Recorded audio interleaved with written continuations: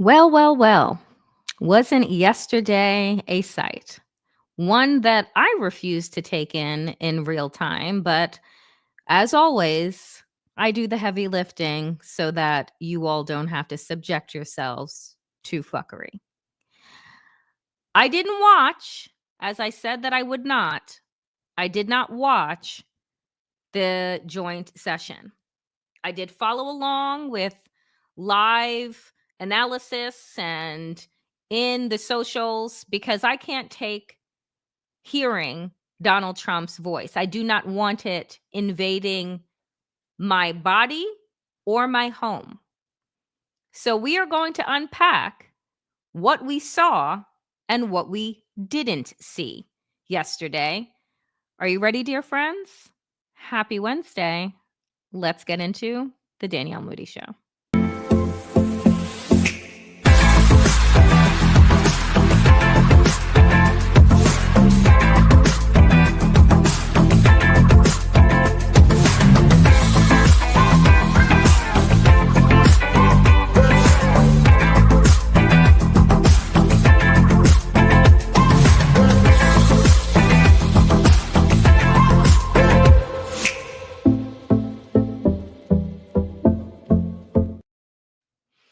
Y'all, last night was something. It was a spectacle, and not the kind that any of us had hoped for. What were we hoping for last night? We were hoping for Democrats to show us that they are the party of resistance. We were hoping that Democrats would have a mass action that would showcase to the American people and to the world that this regime is not normal. That what America is experiencing right now isn't a changing of the guard as what happens when your party loses an election. No, what we are experiencing is an organized coup. And so when you are in the midst of said coup, do you sit around and just take it? Do you lay down and just say, oh, we'll get them next time? Or do you actually organize and take whatever action is necessary in order to hold on to your country? So let me just say this. Representative Al Green is a hero. I have personally had the great fortune of working with Representative Al Green when I was on Capitol Hill many, many, many years ago, when he did not have a cane, but had the same fire and passion for justice that he showed last night. This image will go down in history. And when I say to you all the time that I am not an ageist, right? So when I talk about the octogenarians that are sitting around in the Democratic establishment, I'm talking about the moderates that aren't doing a fucking thing. I'm not talking about the ones that stay out front and have been out front as vocal advocates for justice, who spent their earlier years literally putting their bodies on the line. I'm not talking about them. Representative Al Green and his cane raised in the air in direct defiance of this fascist regime was the kind of fucking energy that we needed. Representative Al Green had a medical crisis months ago and came in his hospital gown to vote. When I say Representative Al Green is about that life, this is what I am talking about. And what pissed me off last night was the utter complacency of everyone around him. Because at that moment, that Fisher-Price Speaker of the House decided to call the Sergeant of Arms in to escort this legendary black man out of the chamber, every fucking Democrat should have followed suit. Because you take one of us, we all out. Because I want folks to remember, way back into the Obama years, when we heard the first "you lie" directed at Barack Obama, we would later know who that was. Did Obama have that person removed? No, they did not. When Marjorie Taylor Trash Greene and Lauren Beetlejuice Boebert decided to heckle Joe Biden in utter disrespect for the office, did Joe Biden call the Sergeant of Arms and have them removed? No, he did not. And do you know why? Because in this country, we have a right to protest, whether or not we believe in what it is that you are saying and doing. But what Fisher-Price Speaker Johnson did was try and say, you there, black man, you don't have a place here. You don't have a voice here. We're the ones that are in control. And Al Green said, I don't give a damn. I'll take the censure. I'll take whatever comes after this. But what I'm not going to do is I'm not going to sit here and pretend that them taking away Social Security from the elderly, taking away Medicaid, taking our data, taking away public lands, I'm not going to sit here and act like this shit is okay. Because it is not. So to me, last night showcased in so many ways who some Democrats are, but who the entire party is not. Because what we would learn that evening is that Leader Jeffries told his party not to make news. He told them not to protest at all, just to sit there, hands folded and silent. No t-shirts, no paddles, don't become the story, is what Jeffries said. Which once again solidifies he's not built for this moment. Because becoming the story is part of the battle. You see, I can tell you about the "you lie" at Barack Obama, but I couldn't tell you what the fuck Barack Obama said that night.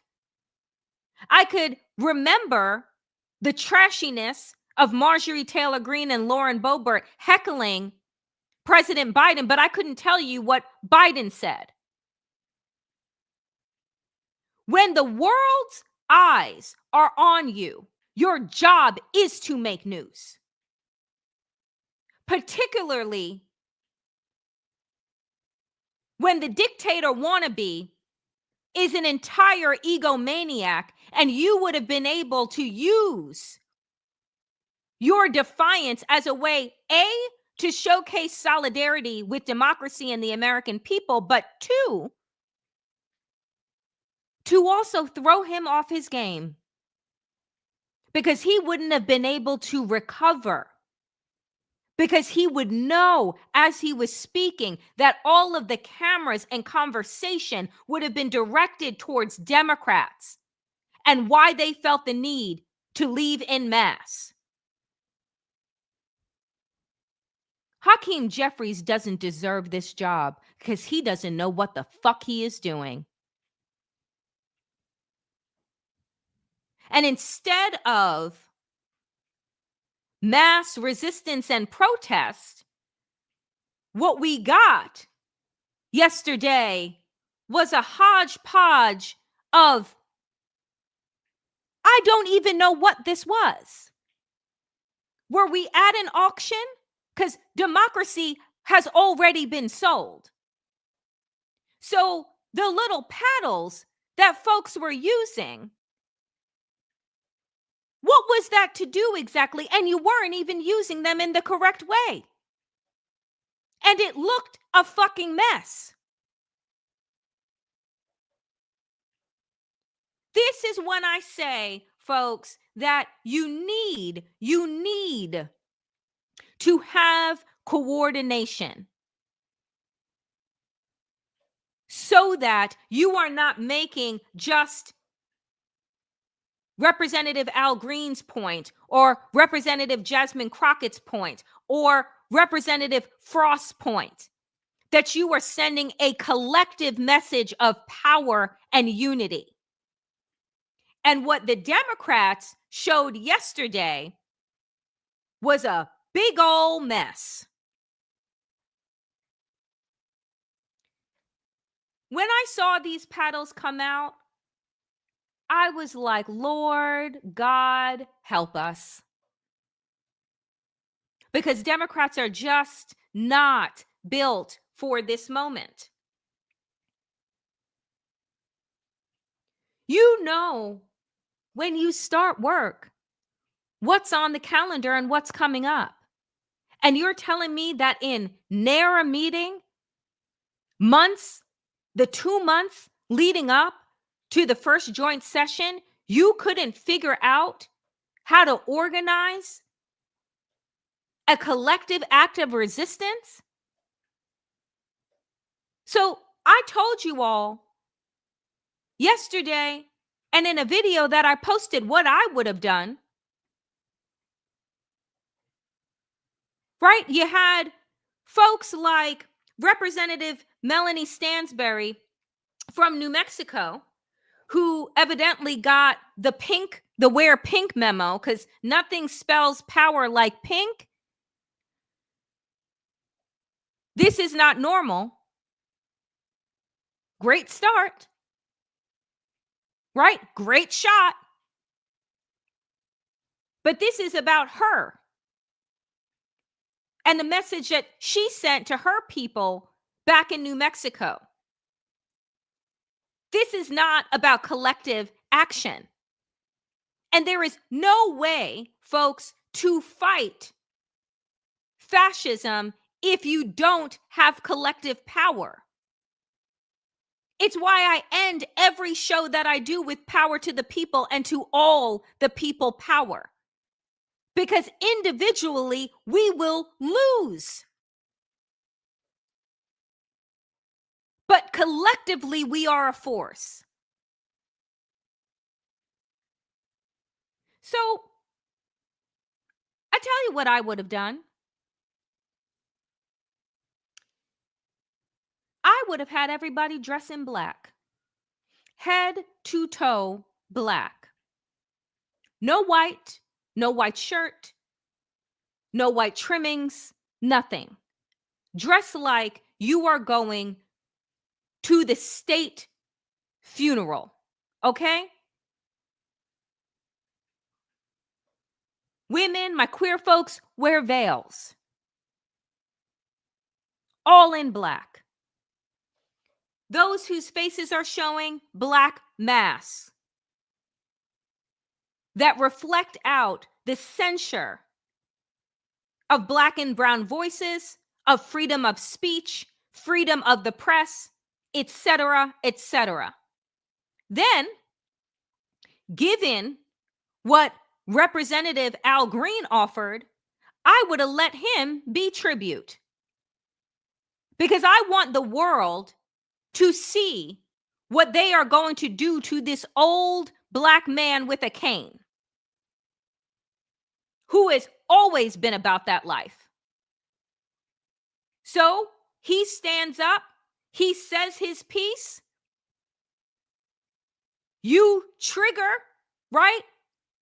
Evil Cabbage Patch and Fisher Price. They call on the sergeant of arms. And then as he is escorted out, you wait for them to get to the aisle. Then every Democrat dressed in head to toe black veils, black masks, stand up. First row goes, second row goes, so on and so forth. Folks, this ain't fucking rocket science. It really is not. But what we saw instead of mass action was trickled action. You had some folks like Representative Frost, Jasmine Crockett, who had t-shirts that were made, "No Kings Live Here," walking out. But again, I am not talking about individual pops. I'm talking about mass action.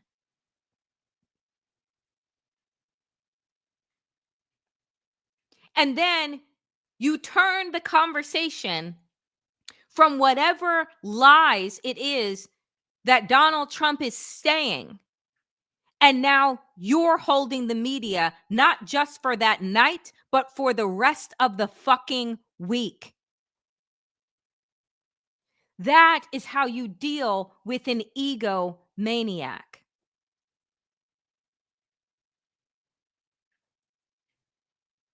So the lack of responsibility, and this is a great question. Vivian's like, you'd think they'd be angry.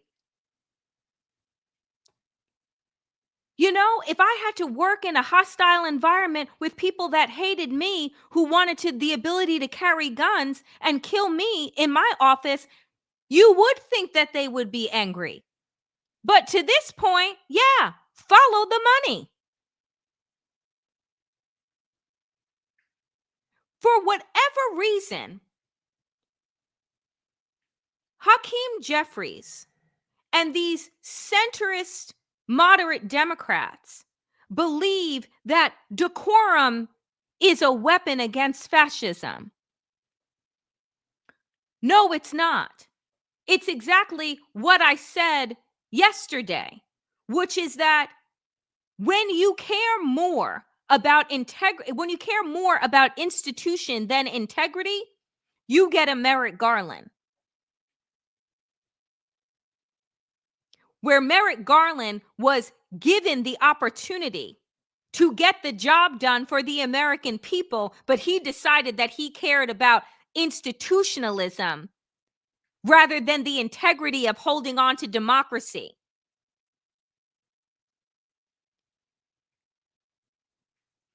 You know, I see these things taking place. And I know every day becomes honestly clearer than the last. That no one but us has actual skin in this game called democracy, in this place called America.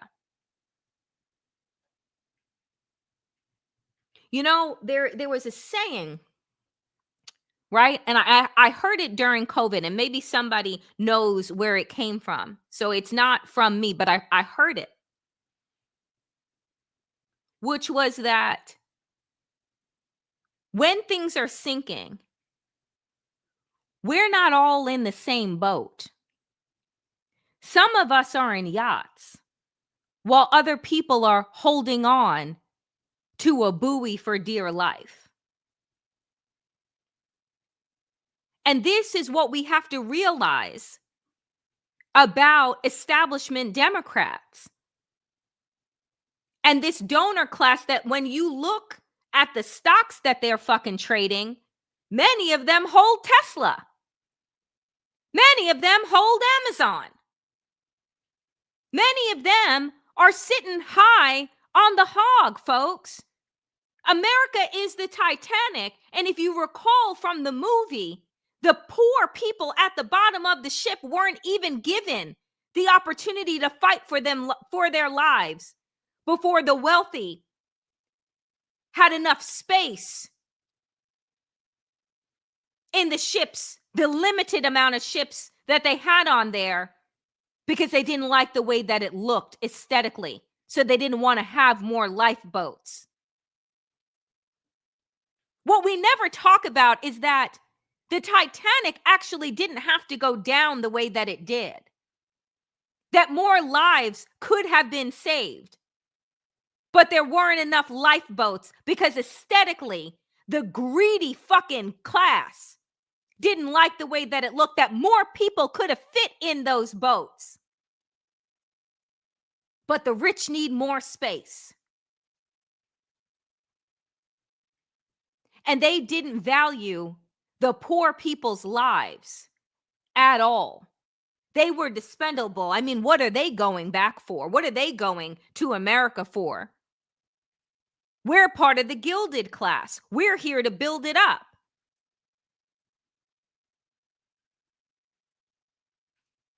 It's the same.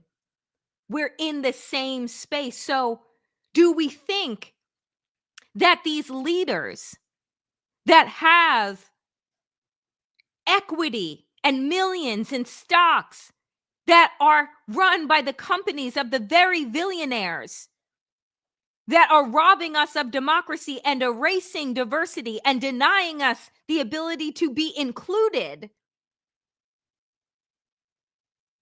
do we think that they have the same skin in the game that we do? They do not. And they're not even pretending anymore to actually give a damn. They're just Hakeem Jeffries shrugging and just, whatevs. They have the power. Maybe twirl my hair. Maybe we'll get it back in this imaginary midterms that we think is going to happen. Because, yeah, Hitler's totally going to let that roll through.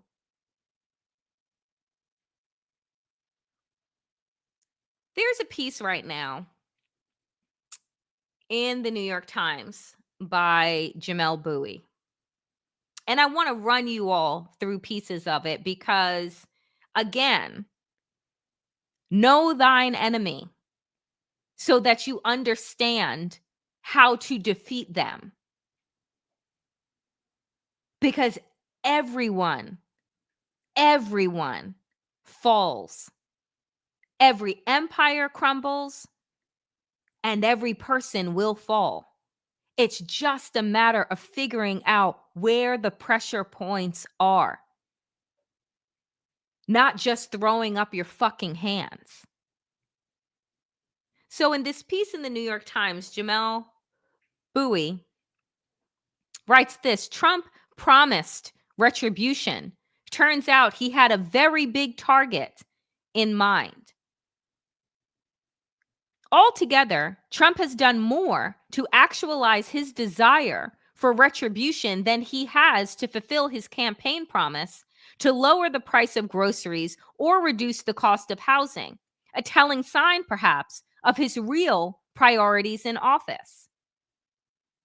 He goes on to write, this fact of Trump's indifference to most Americans, if not his outright hostility toward them, considering his assault on virtually every government function that helps ordinary people, suggests another dimension to his revenge tour.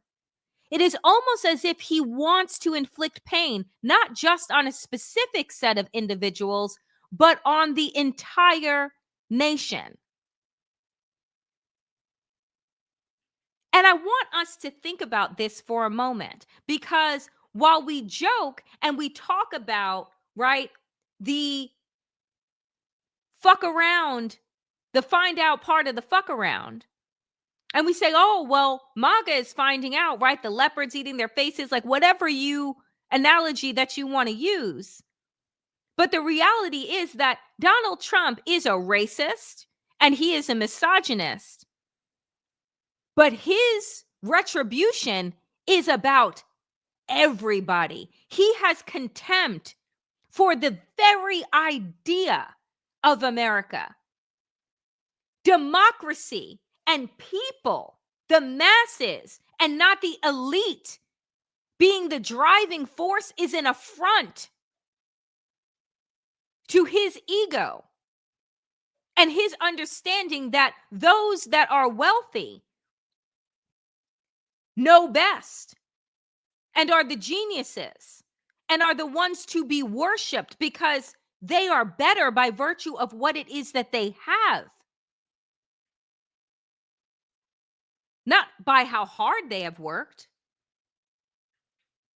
So Bowie goes on to say, one immediate response to all of this is to say that Trump is operating according to some higher level political and ideological perspective.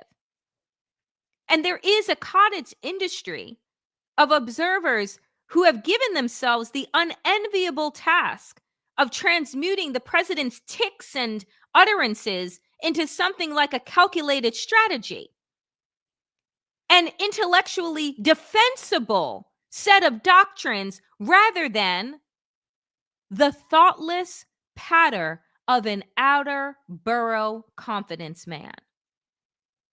You see, folks, the people around Donald Trump, and I talk about corporate mainstream media as well as I do his sycophants and foot soldiers, much in the way that the producers at The Apprentice concocted this Wizard of Oz, this false image of smoke and mirrors of Donald Trump, the successful businessman who they needed to build a set for because his own home was too outdated and shabby to use. Corporate mainstream media, as well as his sycophants, have tried to devise and create this idea of a Donald Trump who is this thoughtful, grand intellect with this strategy for America. And what Jamel Bowie is saying is like, no, no, no. He's nothing but a fucking hustler from the outer borough. And once you understand that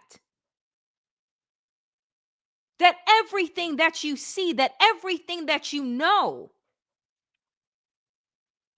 is about hustling the fucking people into believing that this man is somehow bigger and bolder than he is.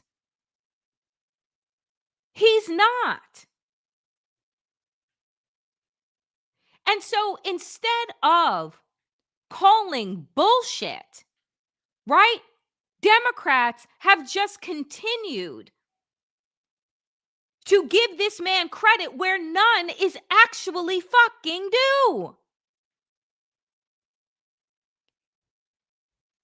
And that's why I say, friends, like, in order to understand how to counteract a fucking hustler, you got to know what game they're playing.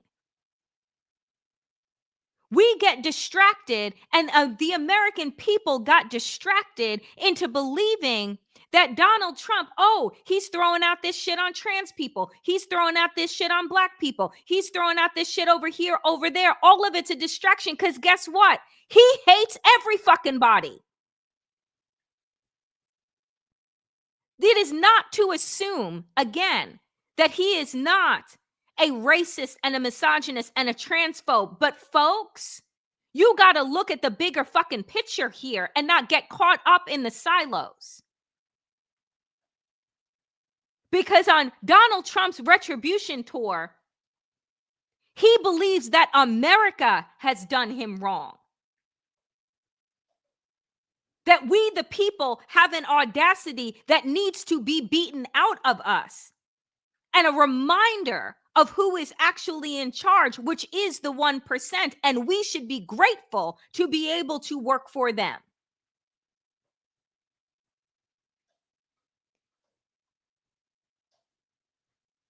He goes on to write this, Danielle Moodie in his New York Times piece. There is no evidence that Trump is a figure of deep thought or serious insight. There is no evidence that Trump is anything other than what he's been for his entire time in the public eye. An ego-driven creature of boundless envy and vicious overlapping resentments. Those resentments have led him on a grand tour of retribution against the public.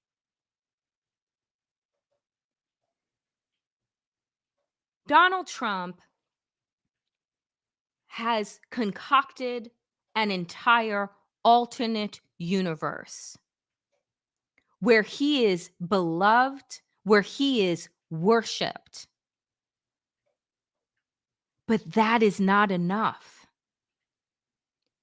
So in order to get the rest of America to fall in line with where MAGA gleefully galloped towards, you have to break them in order to get them to bend the knee. Do you see what I'm saying here? So the goal is to break the very will and spirit of this nation so that we bend the knee to Donald Trump. Because his entire identity is wrapped around his ego and this belief that he is to be worshiped. If it were enough, Donald Trump would have lost that election and gone on with his own fiefdom. He would have continued to be able to grift off of them because we know that they are so willing to open up their coffers for him. He would have been able to continue to sell them the gaudy gold sneakers and the Bibles from China. But it wasn't enough because he's still made fun of on SNL. He's still laughed at by world leaders. And while Hakeem Jeffries believes that these acts of protest are meaningless, it goes a long way to disrupting his fucking ego, which will drive him crazy.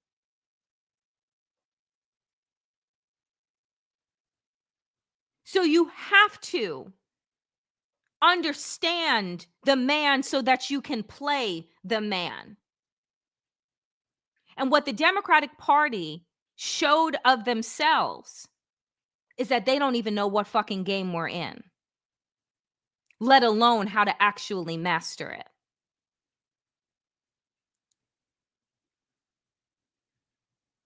And finally, he said this, Danielle Moodie in his piece. And his envy?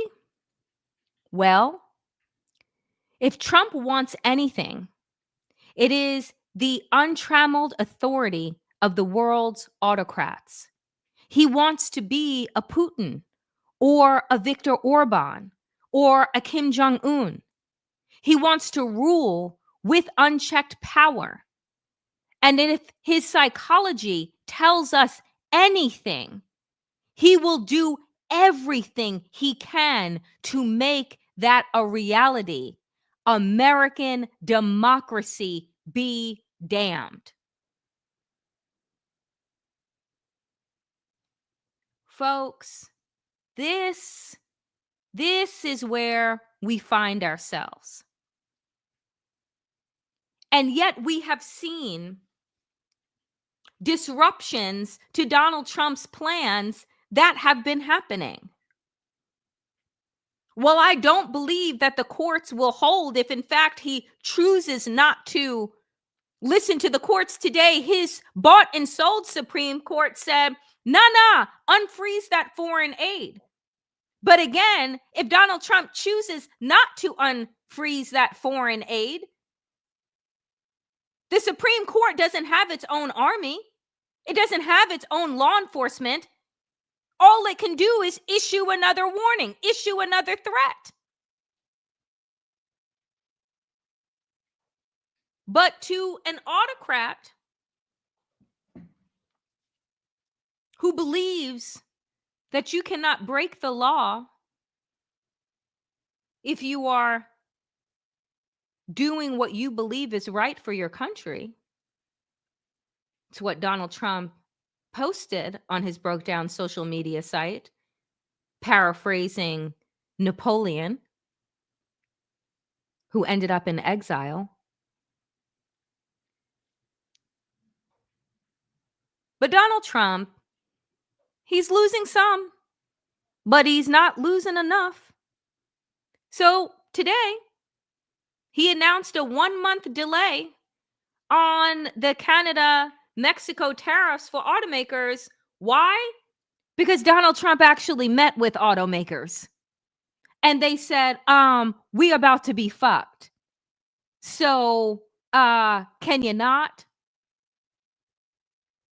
And when his little Barbie bobblehead of a White House press secretary was asked, well, can we expect other backsteps in this tariff war?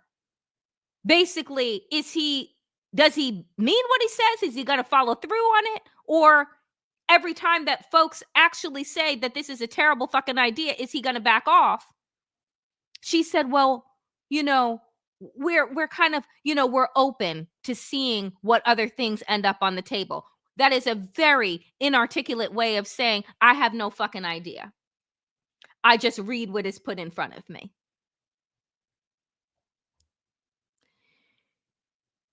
So there are some people who offer some ways of how to resist.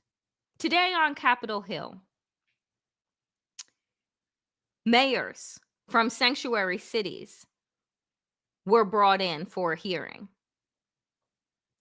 And Boston Mayor Michelle Wu, and by God, let me tell you, if there are Boston folks in the chat, in the live today, or watching this video later, my God, do I have mayor envy. Working paid summer jobs, the most pre-K seats at no cost to families, the most affordable housing built in a generation. We have invested in the kinds of opportunities that cultivate prosperity and eradicate crime. And the laws on our books promote the kind of community trust that keeps all of us safe. In Boston, our police department resources and taxpayer dollars go towards preventing and solving crimes. And when it comes to criminal matters, the Boston Police partner every day with state and federal law enforcement. But Massachusetts state law and the Boston Trust Act make clear that immigration is federal law enforcement's responsibility. We are the safest major city in the country because our gun laws are the strongest in the nation, because our officers have built relationships over decades, and because all of our residents can trust that when they call 911 in the event of an emergency or to report a crime, help will come. This federal administration's approach is undermining that trust. In the past month, I've met with residents and faith leaders in community centers and places of worship, asking my constituents what they want Congress to know. And what I heard over and over again was fear and frustration. I spoke with pastors whose pews are half empty on Sundays, doctors whose patients are missing appointments, teachers whose students aren't coming to class, neighbors afraid to report crimes in their communities, and victims of violence who won't call the police.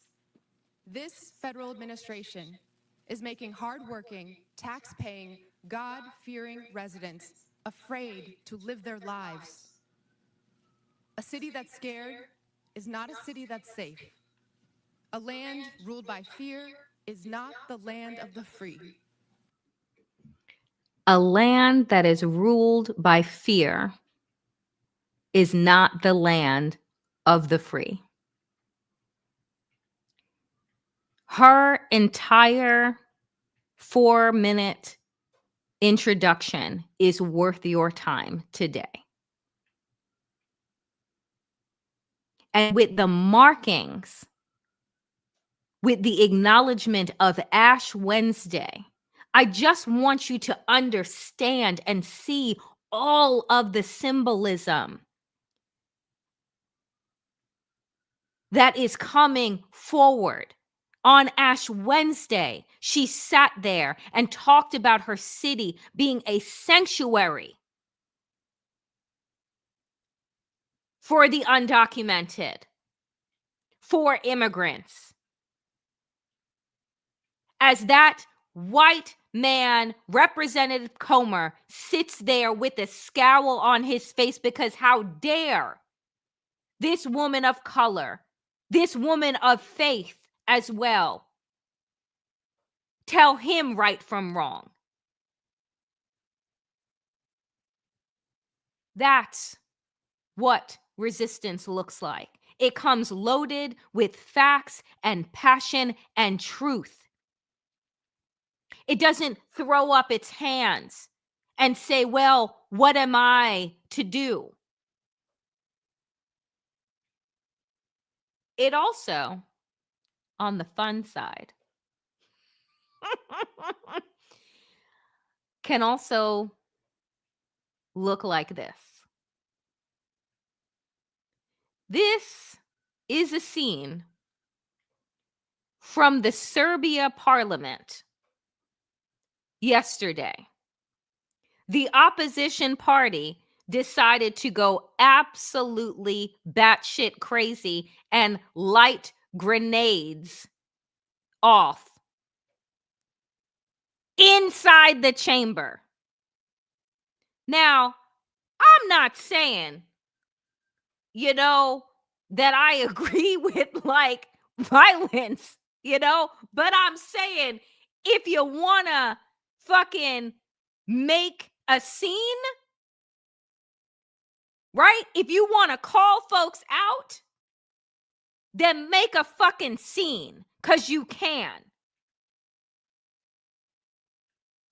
And I love this tweet because it said, Hakeem Jeffries, there's nothing we can do. I'm going on a book tour.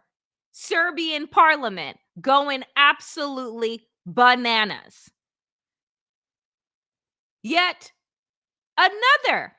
And yes, folks, it was smoke bombs that they were lighting off to disrupt this session. Absolutely bananas. And then there was also this. 来紧紧抱着资料不放手，还一度跌在椅子上，两人来回拉扯，最后郭国文使尽全力抢下文件，以堪比美式足球员的速度冲出。In Taiwan, where they stole the legislation out of the opposition's hands and ran out of the chamber after the chamber burst into some type of scuffle. I'm telling you, those that are in other countries that are representing their people, they seem a lot more gully, y'all. They seem a lot more willing to scrap. And what the Democratic Party is missing right now are motherfuckers that are willing and ready to scrap.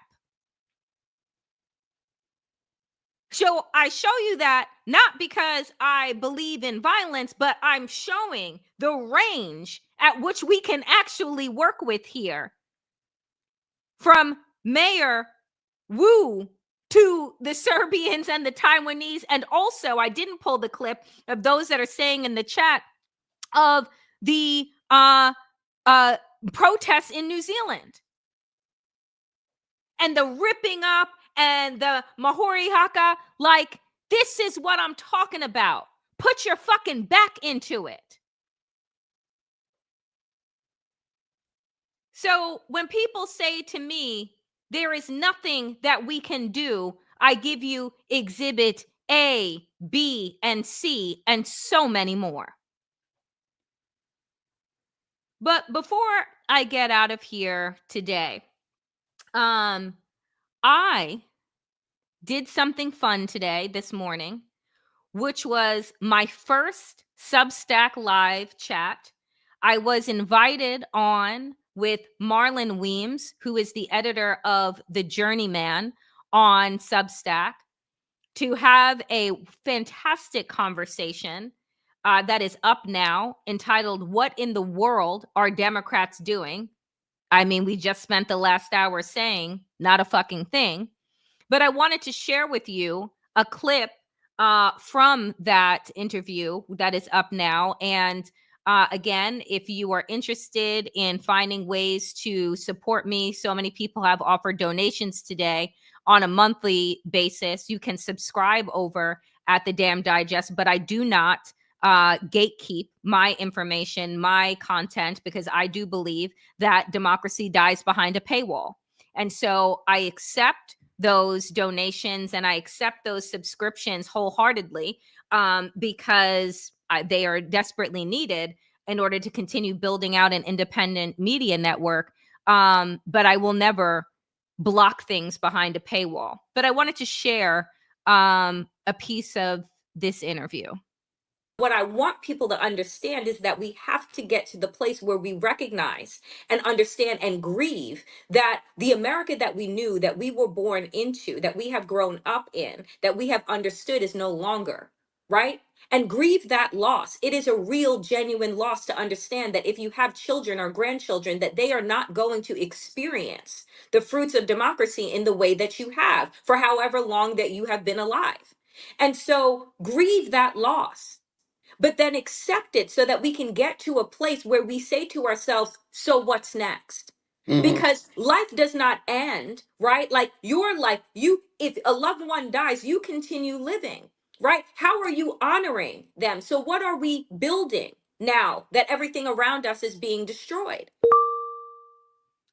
So that is just a tidbit of that conversation that is up now on my Substack, the Damn Digest. I love that conversation so much this morning. It gave me so much energy, as you can see. So again, if you are looking for ways to support, please subscribe here. Subscribe, like, comment, and support. But if you're also a fan of Substack, know that I am there too. I am going to these different places, folks, because I am trying to meet people where they are. And I go where the people are, and the opportunity is to spread a message, right? And the message being that we are stronger together than we are separate, that we do have the power to fight against oppressive forces, but we have got to figure out how to link arms and do what it is that we are being called to do in this moment. And it isn't to lay down, and it sure as fuck isn't to bend the knee. That is it for me today here, friends, on the Danielle Moodie Show. As always, power to the people and to all the people power. Get woke, stay sane. And in these extraordinarily dangerous times, dear friends, do stay safe. I will be back here tomorrow, 5 p.m. Eastern, for our call to action and another special announcement about what is coming next on my channel. So do make sure to tune in. Stay safe, friends. I'll see you here tomorrow.